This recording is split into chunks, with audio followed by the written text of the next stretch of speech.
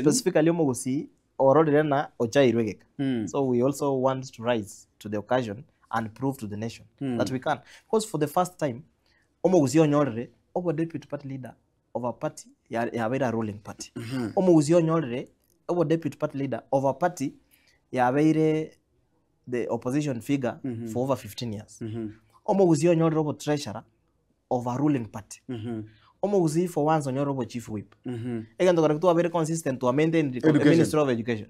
It has been very consistent that they naturally by birth. By birth, abagusini gotora bangaini korua almost ke how do you call it? Samungeri. Koru all through koru de Onyonka.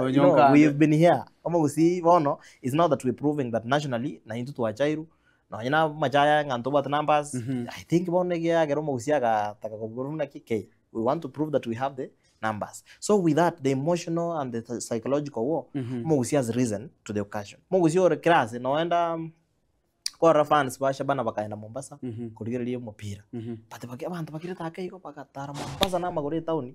Bakutiana ngana indu mondo ito na karata ki. Naro. Go Omogusi lazima egwe maskani. So for once, Omogusi has got a reason yogotera nako involved in the national process, which for the longest etu amatenga onyatali maybe obocha, maybe Nyachai, or it is someone else. But now this time around we have younger people rising to national positions. Yeah, sure.